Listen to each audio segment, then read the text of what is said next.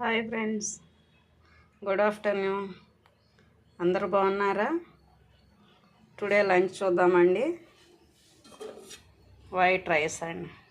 White rice ఈరోజు chicken గోంగూర అండి. జ్యూసీగా చికెను గోంగూర కర్రీ. ఓకే, లాస్ట్ గడ్డ పొరుగండి. అంతే అండి. లంచ్ అయిపోయాక ఇదిగోండి సీజనల్ ఫ్రూట్స్.